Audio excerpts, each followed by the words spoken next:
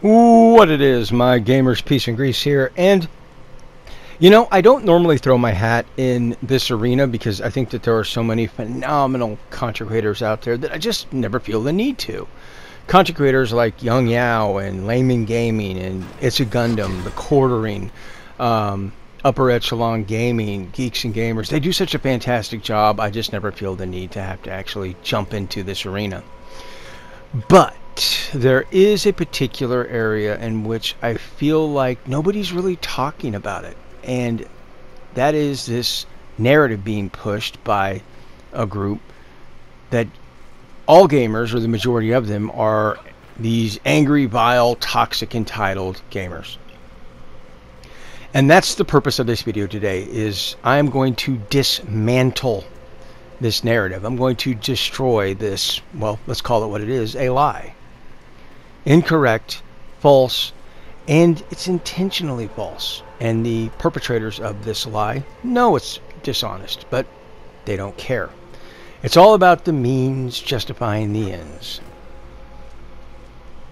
Now,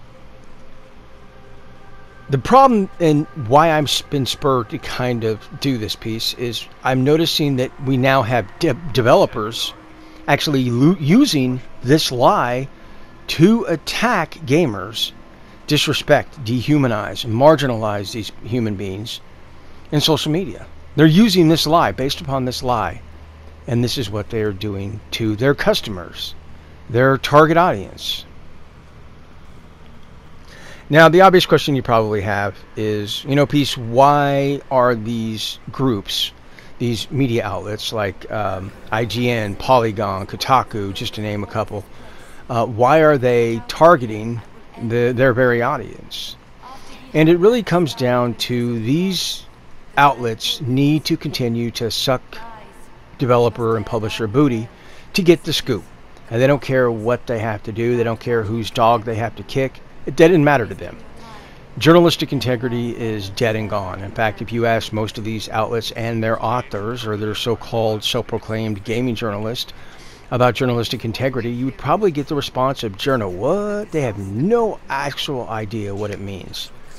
These groups commonly intentionally omit information and facts, and then they will manipulate the facts and just straight up lie about the facts. So I've actually started calling these groups what they truly are. Since they are so dishonest, we'll hang that tag on them. So they will forevermore be named journal liars.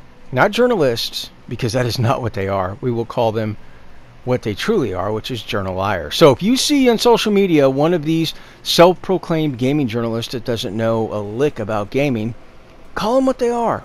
They're journal liars. Hashtag journal liars. But let me, before I drop this bombshell, this fact that every gamer already knows, let me give you a little backstory about me. Now, I'm an old school gamer. In fact, I've probably been gaming probably than some of you have been alive. That's how long I have been gaming. When I started gaming when I was a kid, there was no such thing as home gaming systems. If I wanted to play a video game, I would have to do my chores. I would have to buck bales. I would have to take care of livestock. I would have to mow the pasture. I would have to paint the fence or whatever, just to get enough pocket full of quarters so that I can ride the mile or whatever down to the local arcade. That's what gaming was. In fact, home gaming systems were looked at like science fiction, like flying cars.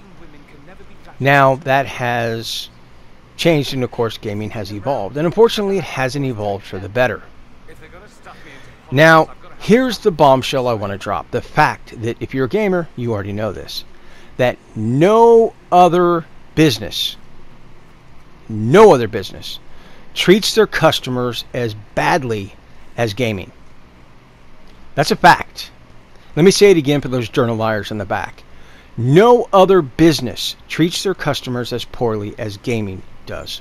That's a fact. Again, and let me confirm this. Let me back this up with some information.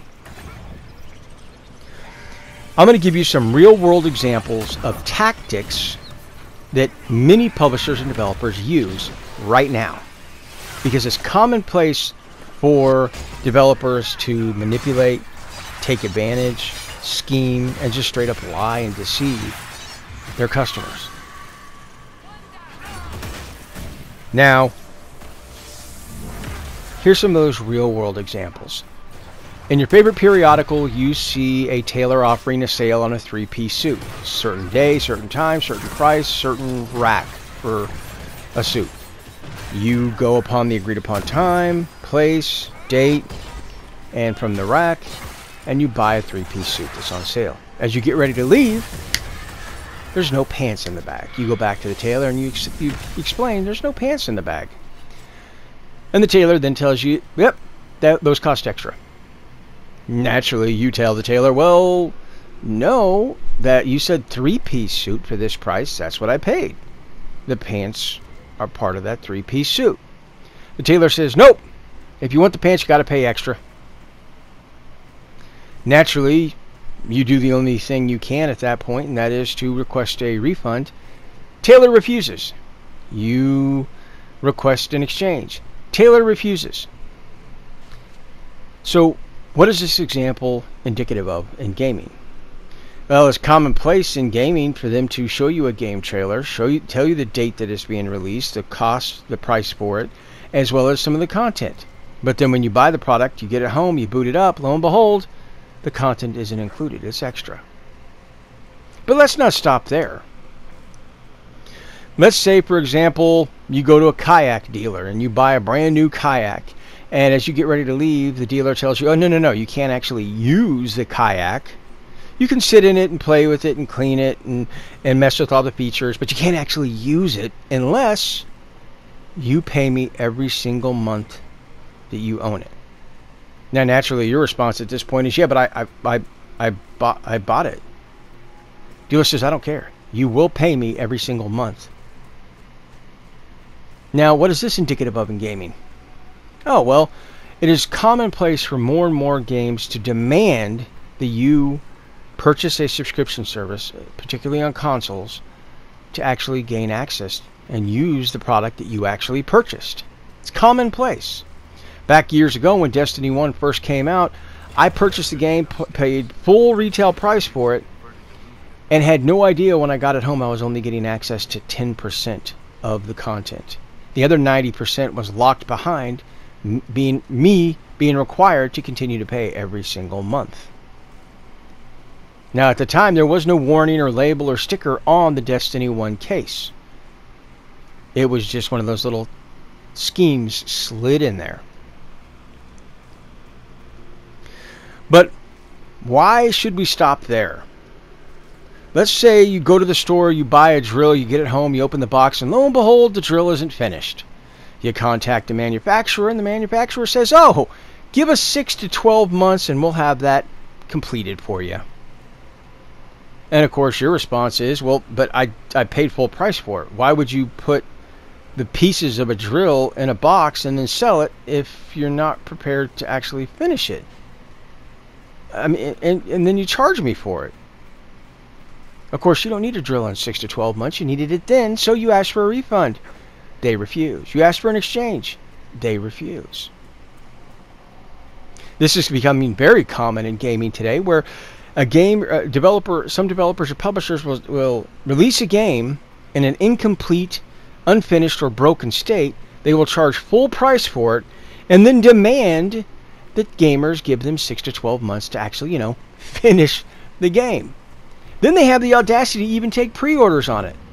They know during that pre-order time that they're not going to have the game finished, but they allow you to pay them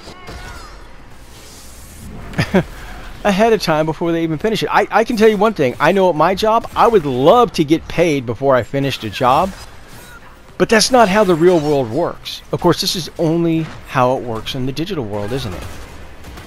And these are just some examples. There's numerous more examples that I could give about the common tactics. I mean, it seems like almost on a weekly basis we hear about some developer, some publisher that's coming up with some algorithm or some scheme to bilk players for more and more money. The simple fact in all of this is that we have, as digital consumers, have no protections. We have none whatsoever. At least in the real world, in those examples I've given you, if those occur to you, you have routes that you can pursue to get that rectified. In the digital world, it's still behind. We're still lied to, taken advantage of. And there's nobody there to protect us. Now, somebody out there is going to mention the ESA and ESRB. No. The ESA and ESRB, let's talk about that for a moment. The ESA and ESRB were born from the threat of government regulation in gaming. This was years ago, mind you. The government wanted to blame gaming for all the violence in the world, which absolutely makes no sense whatsoever. You might as well take out art, music, gaming, movies, TV, just get rid of all forms of media, and just say it all causes violence, because I would say that there's maybe a modicum of truth in there somewhere, like a very tiny, small percent. I don't think it's the main cause of violence, but hey, I'm just saying, if you're gonna condemn one medium, you need to condemn them all. But I digress. So the government was threatening regulation on gaming, like it is nowadays. And they told the gaming market and the publishers, developers to regulate themselves, or the government would do it for them. So the publishers and developers got together and said, well, gee, what can we do to prevent government regulation? And they came up with the ESA, ESRB, and the rating system. Understand that the ESA, ESRB are bought, controlled, and ran by and for the publishers and the developers. Nothing more, nothing less. In fact, if you doubt this, by all means, contact them that you're trying to get, and tell them you're trying to get a refund on a game, and as they laugh hysterically at you, hang up on you. The ESA and ESRB does not care about the digital consumer. The only thing they care about is the developers and publishers. I mean, that's who they were created by. That's who that particular board is run by, is developers and publishers. This is why anytime anything in gaming is questioned, the ESA and ESRB literally just verbatim repeats whatever publisher or developer say. That's why the ESRB and ESA are so very against the idea of removing loot boxes. In fact, they come up with these just really moronic defenses. For example, stop me if you've heard this one. They say that if you remove loot boxes from gaming, it's going to stifle creativity and originality. Really? So, excuse me. That was a lot to choke down. But explain to me how, at the pinnacle of creativity and originality in gaming, was 20 years ago. I mean, the best IPs that have come out of gaming came out of gaming before loot boxes even existed. Yeah. Nowadays, there is no originality in gaming. It's all just battle royale. What multiplayer, PvP, co-op BS is the other guy doing? Okay, well, we'll just do the same exact thing. There is no originality anymore. Period. The end. None whatsoever. So please, by all means, remove loot boxes. Let's get back to where we were 10 years ago in gaming, the pinnacle of gaming, in my opinion. I also, the ESA and ESRB will actually try and tell you the lie that developers and publishers need microtransactions. Really? In fact, there are some shills out there that made videos about why microtransactions are important to developers and publishers. Let me tell you the truth here. That's a lie, and I would tell that to anybody in their face. Straight up, that is a lie. Because if they so desperately needed these microtransactions to stay in business, then how is gaming still around today? Because 10, 20 years ago, microtransactions didn't exist, and gaming survived no problemo. Gaming has been around, what, 30, 40 years now? During that time, no microtransactions, and they kept on going. If it truly needed loot boxes, then how did they survive back then? How did gaming survive up till now? Truth is, they don't. In fact, one of BioWare's ex-developers, the racist one, actually admitted that BioWare made enough money off of just the card packs for Mass Effect 3, just the card packs alone, that it paid for all of the development costs for Mass Effect 3. This means that all the pre-orders, all the game sales, all the DLC was all 100% profit. Further than that, EA, they even admitted themselves that they make enough money off of the microtransactions in FIFA in 1 year that they can pay for the full development cost for every single game they make in a year's time. Yeah. They are making games on a Lamborghini budget, but they're making Kias. This is why EA games suck. This is why they're so bad. Because even if they release another crappy game that only sells 200 copies, it's still 100% profit for them. Every single bit. Then, of course, you got this idea, well, games haven't increased in price. This is another lie by the ESA, ESRB, and their shills. Now, somebody out there is going to say, but Peace, games are still $60. Are they? Though, think about it. You've got super editions and duper editions and limited editions and special editions and the super duper special limited editions. Now, somebody's going to say, yeah, but Peace, that's optional. Is it, though? Because more and more publishers and developers are cutting content out of the base game and only offering the full content in those special editions, forcing players to have to spend more money to buy the special game. And of course, if anybody points this out, you always have some shill that says, yeah, but it's voluntary. No. If you want all the content in the game and it's cut from the base game, you have to buy the special editions. What was it? There was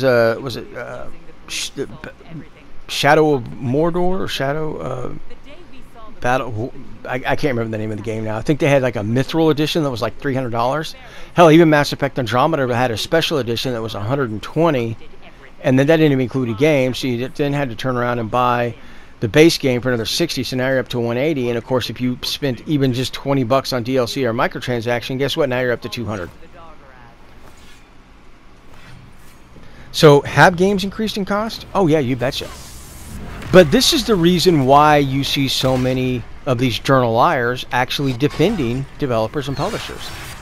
In fact, these journal liars will go to great lengths to come up with the most straw man argument you can imagine.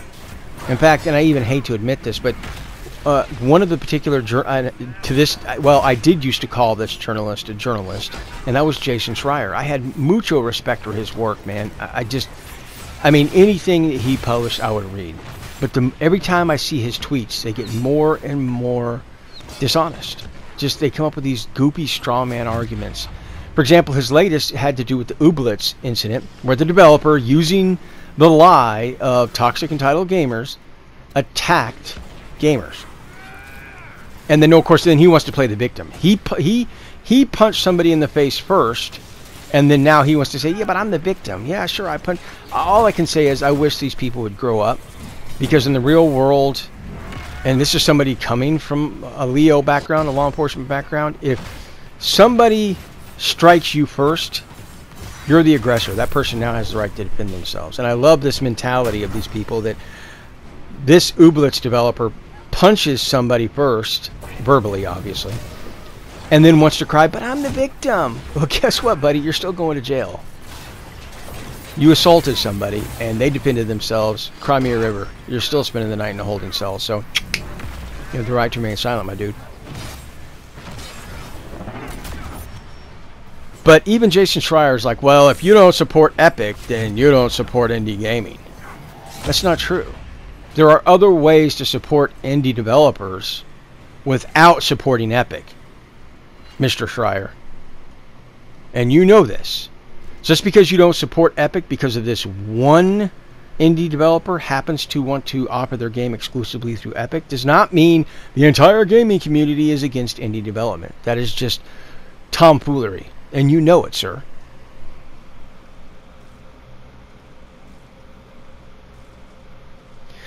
But why is it that gamers have this image portrayed by these journal liars that they're toxic or entitled. Why do you think that exists? Well, because you see so many gamers taking to social media. Now, why is it that gamers are taking to social media? Simple reason. We have no digital protections. None. None whatsoever. Now, I will say that I'm glad to see governments are finally starting to get in line and realize that these monstrosities that gaming has turned into need to be regulated. And there needs to be digital consumer protection. There has to be, because it can't continue like this. But as of now, we still have no protections. None whatsoever. In fact, in the real world examples I gave, you noticed each time I mentioned that they refused to give an exchange or a refund. Why do you think I did that? Because EA, mind you, a company that prides themselves and uses in their slogan 100% satisfaction guaranteed or your money back. Try to get your money back. In fact, there was a great post by somebody, I wish I can give them credit here, but on Reddit, who bought an EA product, tried to get a refund, and met every bit of the criteria, and there's a ton of criteria you have to meet to get that refund. And they were making up new criteria to stop him from getting a refund. Developers and publishers will not give you a refund. Even when they say they will give you a refund, it's yet another lie. But the simple fact is that there are no consumer protections for gamers, and the only outlet we have is social media. It's the only way we can make enough waves to get these publishers and developers to rectify the situation, since we have no protections. It's the only thing that we can do. Now, my personal opinion, we need a actual organization devoted to just strictly digital consumers, digital goods. And that is their one and only job, is digital protection for digital consumers. That's it. And they have no connection to developers, publishers, and nothing at all. They are completely and totally independent. Nobody that was a part of that was a developer or part of a publisher, somebody completely and totally separated by the publishers and developers. They are focused on just consumer protection, and that would stem the tide as far as seeing more and more gamers taking to social media. Because I can tell you that if I ran into a problem with a developer or a publisher, the very first thing I would do is, you betcha, I would take to social media. Because who else am I going to go to? The publisher's not going to fix it. The developer's not going to fix it. The Better Business Bureau is going to say, we don't know what to do. So where can I go to fix a problem? And the answer is, there is nowhere I can go. So I have to take to social media. But let's analyze this tomfoolery, this lie that gamers are toxic or entitled or any of this other foolishness. I love this idea by these journal liars that gamers are apparently powered off somewhere and then they just power up and go into a rage. And they're toxic rage and entitled rage. It's just so moronic. This is simple action, reaction. This isn't a gamer thing. This isn't a journalist thing, or this isn't a journal liar thing. This isn't a left thing. This isn't a right thing. This is a human thing. There's an action and a reaction. It is human. Period. The end. But this idea that gamers are the only one that reacts, does nobody else see the lunacy in this? Apparently these journal liars don't ever react to anything. Just gamers react to something? Interesting. But let's examine this a little deeper, shall we? Let's look at some of these journal liars' lines that gamers are the only toxic and entitled people in the world, apparently. Well, let's take a look at this. You remember a product a few years ago, and you may have to Google it, called New Coca-Cola. That's right, it was the old Coca-Cola, but they used a new recipe and came up with New Coca-Cola. That's a soft drink. There were riots in the streets over it. Let me say that again for the journal liars in the back. There were riots in the streets over a soft drink. Now, of course, these journal liars are going to start writing, well, okay, it's just soft drink drinkers and gamers that are toxic and entitled. Oh, I see. Well, do you like coffee? Oh, yeah. Peace is going there. There's a company by the name of Keurig. You may be familiar with them. Well, Keurig decided it was tired of coffee companies making money off their back and their brewers, so they actually added a sensor to their Keurig brewers that prevented the brewer from actually functioning with a K-cup that wasn't Keurig's. Naturally, the Keurig community was upset by this, and Keurig had to go and rectify it. So now these journaliers will try to tell you, okay, it's coffee drinkers, soft drink drinkers, and gamers that are toxic and entitled. Okay. Do you like TV? Do you like TV? There was a fantastic little science fiction show years ago called Farscape. Love that show. But Sci-Fi just kind of up and just canceled the show. No warning. There was actually a lot of backlash over this, and a petition started to circulate. Now, thankfully, and to Sci-Fi's credit, they actually went through and made a little mini-series ending that was really great. But I'm sure journaliers will try to tell you now, okay, it's TV watchers, coffee drinkers, soda drinkers, and gamers that are toxic and entitled. Interesting. How about Jeeps? Do you like Jeeps? Do you own a Jeep? Do you drive a Jeep? Have you ever wanted to own a Jeep? Well, Jeep Wranglers have always been built on the Willis recipe, which is small, compact, lightweight, narrow, nimble, able to get through tight corners, easy to be worked on in the field. And the Jeep Wrangler has always been built on this recipe for years and years and years. CJs, YJs, TJs. Well, Jeep up and decided they needed yet another SUV, even though they already had an SUV in the Cherokee, and they changed the Wrangler into an SUV with the JK line of Wranglers. These Wranglers got big, wide, fat pigs is what they turned into. And to give you an example, they weigh 4,000 pounds or over, whereas the Jeep CJ weighed under 3,000 pounds. So yeah, over 1,000 pounds of increased weight. And you couldn't work on them in the field anymore. In fact, most people say they're just the new soccer mom's SUV, which is precisely what they are. They're just basically a Chevy Suburban that has a convertible top. That's it. Nothing more, nothing less, no different. But because they changed that from that recipe and kind of threw it away in their heritage, they got rid of it and burned it, like pretty much everything, Kathleen Kennedy, Star Wars, for example. The Jeeper community was none too happy. And in fact, many Jeepers will still refer to the Jeep JK as a joke, or that you only see soccer moms in them, or you only see them in mall parking lots. But I'm sure these journaliers would love to tell you that only Jeep drivers, TV watchers, coffee drinkers, soda drinkers, and gamers are toxic and entitled. Do you like motorcycles? There's a fantastic little Italian motorcycle by the name of Ducati, and in 1995 they released the Ducati 916 Superbike that set the sport bike world on its ear. In fact, to this very day, from 1995, you still see styling cues from the Ducati 916 in modern sport bikes of this day and age. Well, naturally, Ducati thought, well, we need to start planning ahead and decide what the next gen Ducati Superbike is going to look like. And they tasked their father of the Ducati 916 to begin working on it. Well, at some point, this designer received an insanely lucrative offer from a reboot Italian motorcycle company called MV Agusta. This designer would have been a fool not to take the deal, and he did take the deal and took his designs for the next gen Ducati 916 with him. Side note, shortly thereafter, MV Agusta launched their new sport bike called the F4, which looked suspiciously like a futuristic next-gen Ducati 916. No surprise there. But this left Ducati scrambling to find a new designer to design the next-gen 916 Superbike. They found a designer, and the designer unfortunately did the same thing that Jeep did the same thing Kathleen Kennedy did, and so many others that are adopting, which is destroy the past.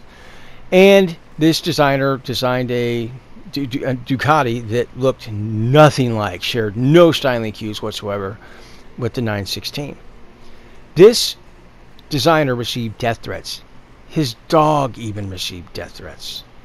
Now, the journal liars out there, okay, they'll tell you that, okay, well, it's motorcyclists, Jeep owners and drivers, TV watchers, coffee drinkers, soft drink drinkers, and gamers that are toxic and entitled.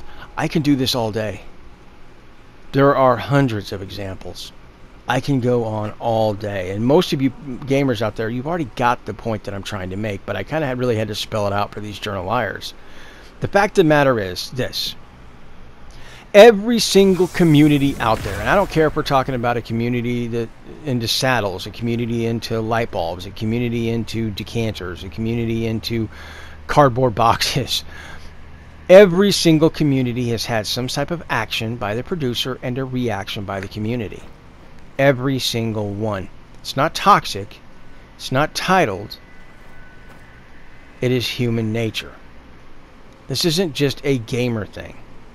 You hear more about the gamer thing because, again, the only outlet we have is social media.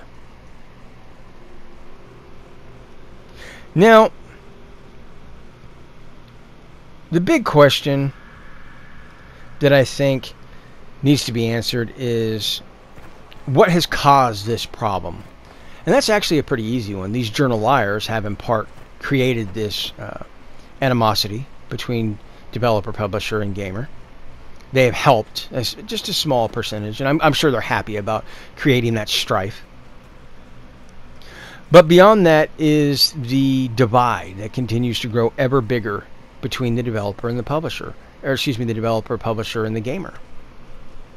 That's where the big portion of the problem lies. Many developers and publishers look at gamers as the enemy. This is proof just by just perusing social media. You'll find some developer or publisher somewhere attacking their customer. Because keep in mind, without gamers, they wouldn't have a business. They wouldn't have a job, and they wouldn't have anybody to sell their products to. They have seemed to forget this huge fact. Same for these quote-unquote gaming outlets out there. Without gamers, you wouldn't have anybody to write your little pieces to, and I do mean peace, by the way. But there are some developers and publishers out there that are good. Okay, there really are. I mean, just to name a couple off the top of my head, you've got Digital Extremes, for example, that makes Warframe. They have their fingers on the pulse of their community, and they are in direct communication with their community. All right, they don't hide from their community. They don't try to wall them off. They don't try to create a moat that the gamer can't ever get through. They don't try to do that. They keep their fingers firmly on the pulse of their community. Now, I don't have anything against microtransactions. In fact, if you watch any of my Warframe content, you'll know I have probably to date spent a couple $1,000s on Warframe. I've been playing that game for over 5 years now. But the difference here is the game is 100% free to play. I spent that money to support the developer because I want to. What about a developer by the name of CD Projekt Red?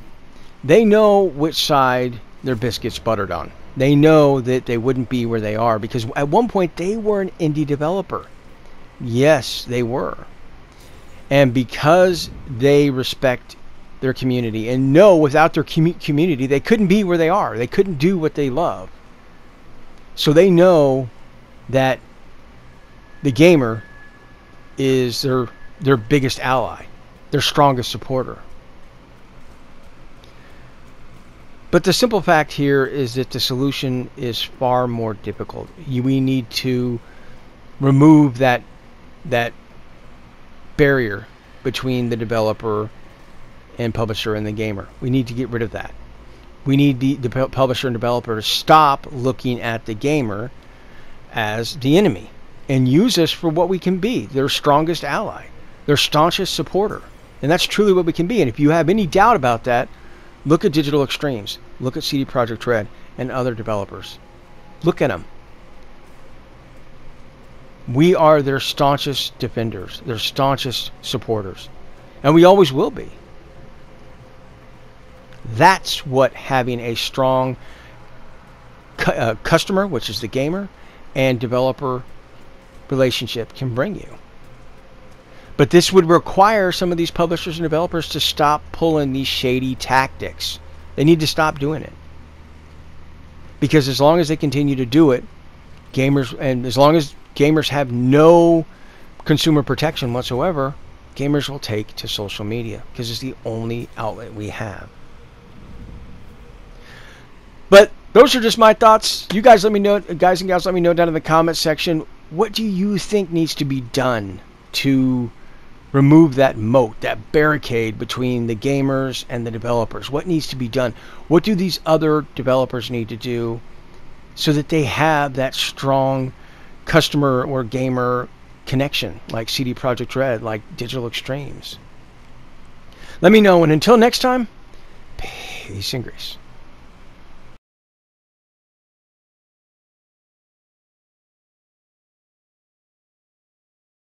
Your agents confirm there are Gatlock battles in Denerim's palace? Yes, and in Val Royeaux and across the Free Marches. The Winter Palace is not the only target. The Canari are one order from destroying every noble house in the known world. Oh, there is a bright side. Warning the ambassadors will remind them of the Inquisition's value. Not when the Inquisition is responsible for that threat.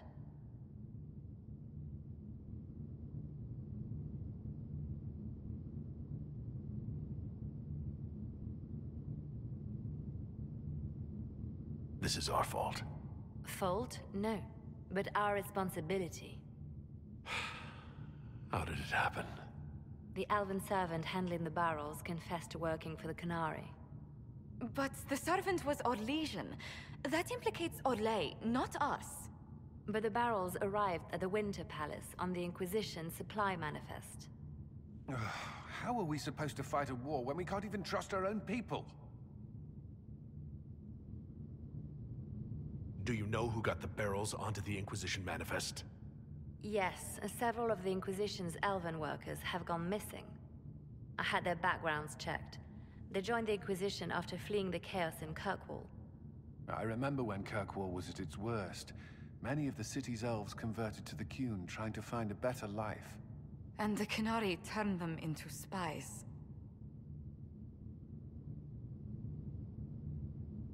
The Inquisition stopped Corypheus and saved the world. We can't let an outside threat change who we are. I fought to protect the Inquisition in this exalted council. And for what? So we could deceive and threaten those we claimed to protect? Once we locate the spies... This isn't about the spies. You hid the Canari body. You've all but seized control of the Winter Palace. We did what was right, not what was politically convenient.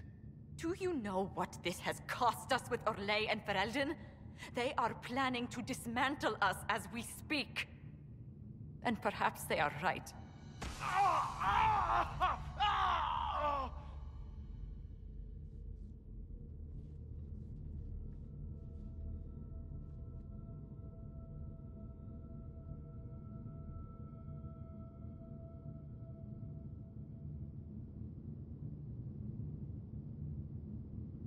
Oh, shit! Damn it! We save Ferelden and they're angry. We save Orlais and they're angry. We closed the breach twice, and my own hand wants to kill me. Could one thing in this fucking world just stay fixed? I need to get to the Darvarad. You all can fight amongst yourselves once I'm back. Thank you, Inquisitor. Would you like us to inform the Exalted Council of the danger? Yes, if we fail, the Exalted Council needs to know what happened. I will inform them personally. Leliana, I can... No, your job is hard enough already. This is my responsibility. I'll have guards ready at the Alluvion, in case the Canari attack the palace. Make her watch over you.